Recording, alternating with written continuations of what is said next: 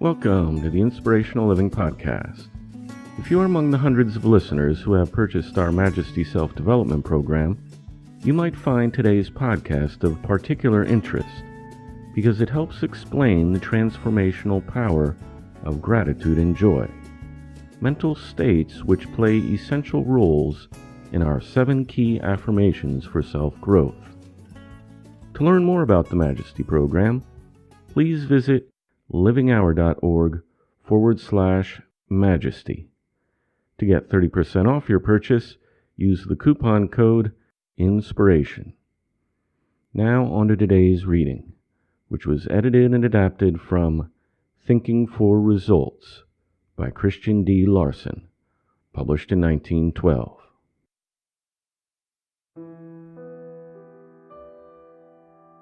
The attitude of aspiration causes us to think of the marvels that lie beyond present achievement, and thereby inspires the creation of great thoughts. There must be great thoughts before the mind can become great, and the mind must become great before great results can be secured. Aspiration concentrates attention upon superiority, and therefore elevates all the qualities of the mind into that state. This being true, every effort in life should be directed towards those possibilities that lie beyond our present achievements, if we wish to cultivate and strengthen an attitude of aspiration. When we are simply ambitious, we proceed as we are, and seek to make a mark for ourselves with what power we already possess. But when we are alive with the spirit of aspiration, we seek to make ourselves larger, more powerful, and far superior to what we are now, knowing that a great light cannot be hid, and that anyone with great power must invariably reach the goal they have in view. The ambitious mind seeks to make a small light shine far beyond its capacity, and through this effort finally wears itself out. The aspiring mind, however, seeks to make the light larger and larger, knowing that the larger the light becomes, the further it will shine, and that no strenuous efforts will be required to push its powerful rays into effectiveness. When the attitude of aspiration looks beyond the personal self, it does not necessarily look outside of the self.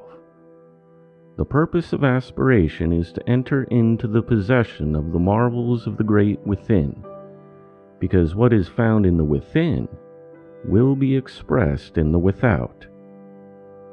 Therefore, when we constantly rise above the personal self, we perpetually enlarge the personal self, thus gaining the capacity to accomplish more and more, until we finally accomplish practically everything we have in view.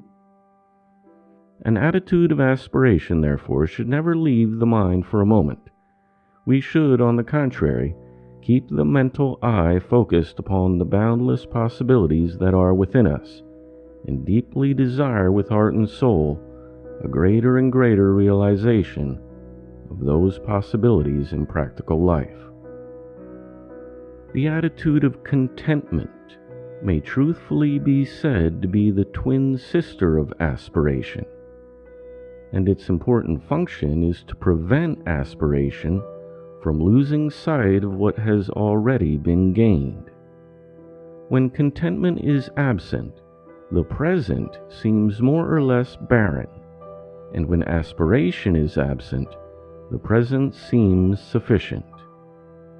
But the present is never barren, nor is it ever sufficient. The present is rich with many things of extreme value, if we only train ourselves to see them. These things, however, are not enough for the advancing soul.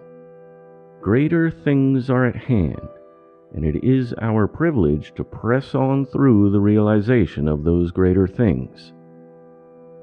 We must therefore conclude that the best attitude of mind is to be content with things as they now are, and at the same time reach out constantly for greater things, When contentment is absent, the present is not fully utilized, and we cannot attain greater things until we have fully employed what has already been received.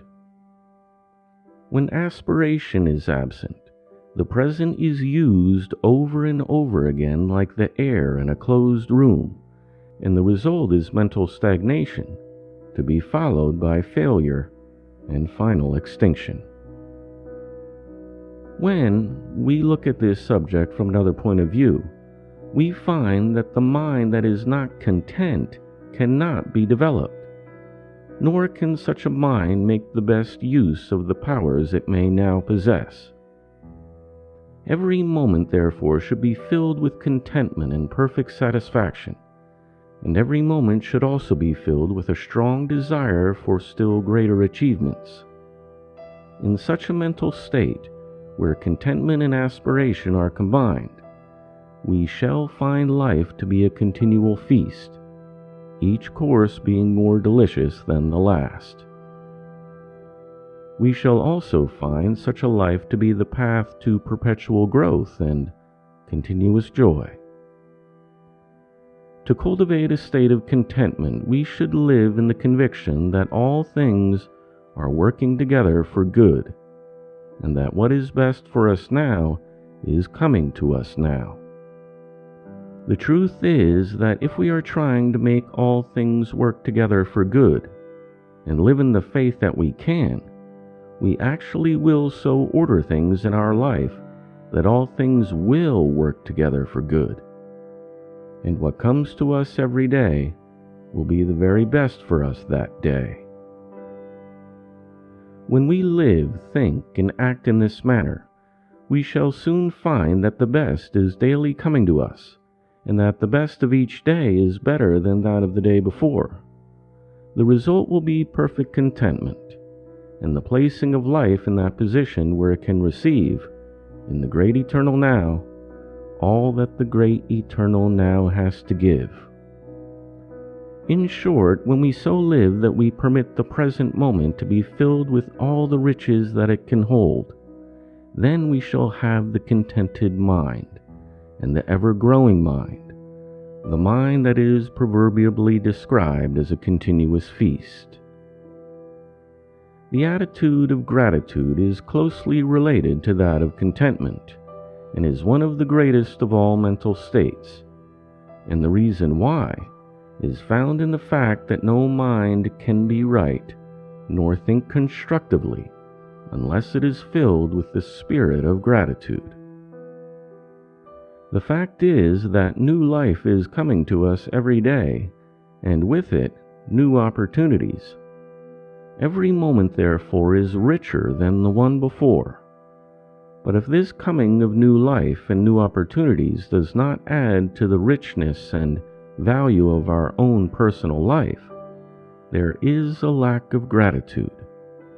And where gratitude is lacking, the mind is more or less closed to the many good things that are coming our way.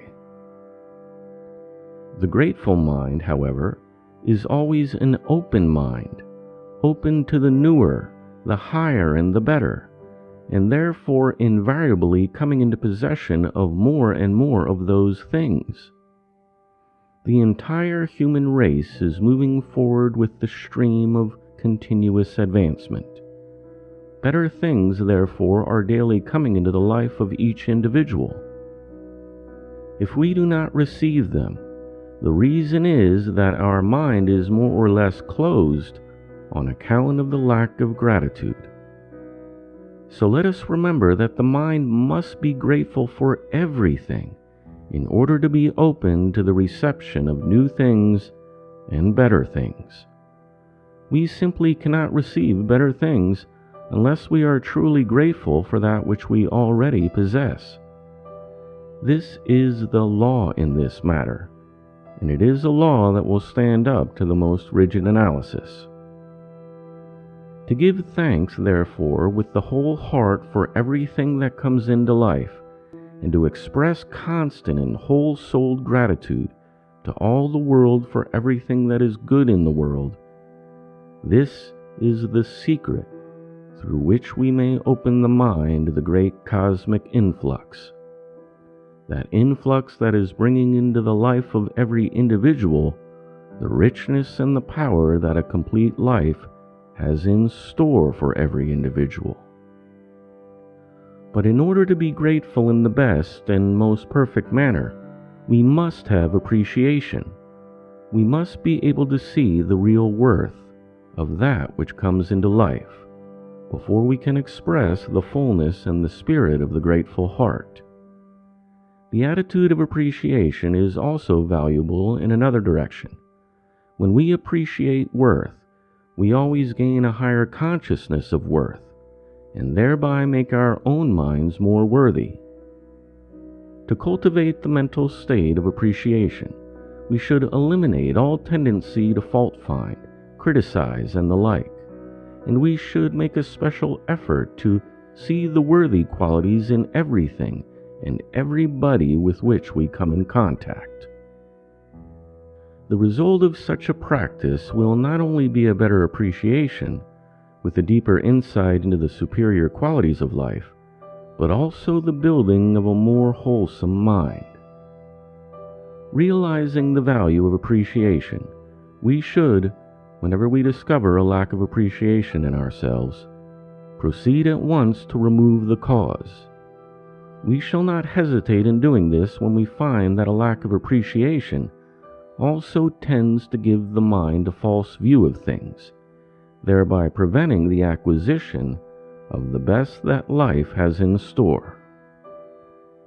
The appreciative mind has a natural tendency to look upon the better side of things, but this tendency becomes complete only when the optimistic attitude is added.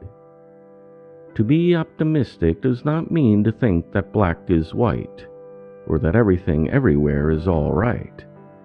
The true optimist can also see the flaws and the imperfections in life, but he or she gives direct attention to the good side, the better side, and the strong side.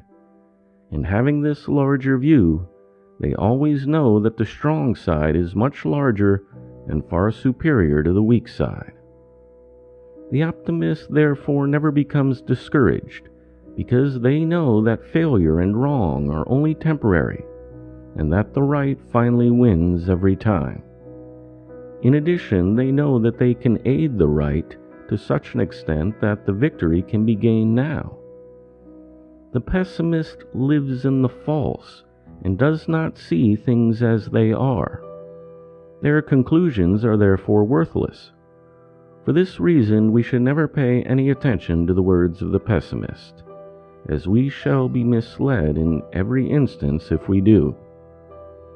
Instead, we should listen to the prophecy of the optimist, and then put all our ability and all our faith into the possibilities of that prophecy, thereby making it come true. The value of the optimistic attitude in scientific thinking, therefore, is very great, because to think correctly on any subject, the mind must have the mountaintop view, and we must think correctly if we wish to think for results. Though the optimist may live on the sunny side, still the full value of life's sunshine cannot be gained until we add the attitude of constant cheerfulness. To be cheerful, bright, happy, and joyous is absolutely necessary if we wish to think scientifically, think constructively, and think for results. When we proceed to think for results, we think for a purpose. We employ correctly the constructive mental processes so that we may work ourselves up to the goal in view.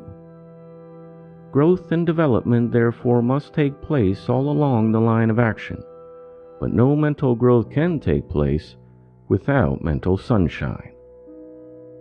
Accordingly, we should resolve to be happy no matter what may transpire. We cannot afford to be otherwise. Sunshine will melt the most massive iceberg if the rays are direct and the clouds are kept away. And it is the same in daily life. No matter how cold, disagreeable, and uncongenial your present environment may be, plenty of mental sunshine can change it all. It pays to be happy. Cheerfulness is a most profitable investment, and there are no riches that are greater than constant joy. This attitude is not for the few or for occasional moments, because all the sunny states of mind can be made permanent in a short time by a very simple process.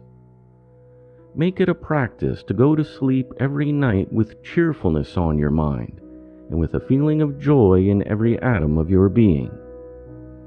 Through this practice, you will carry the cheerful idea into the subconscious, and gradually the joyous state will become an established state in the subconscious mind. The result will be that the subconscious will express cheerfulness and wholesomeness at all times, and it will become second nature for you to have a sweet disposition, a sunny frame of mind, and an attitude of perpetual joy. This method may seem to be too simple to be of value, but the simplest methods are usually the best, and anyone can prove through a few weeks of trial that this method will produce the desired results, and will, through more continuous practice, actually transform mind and disposition to such an extent that the mind will henceforth live in constant mental sunshine. There are few things that are more important than this, if we wish to train the mind in those attitudes that bring success to our personal and professional lives.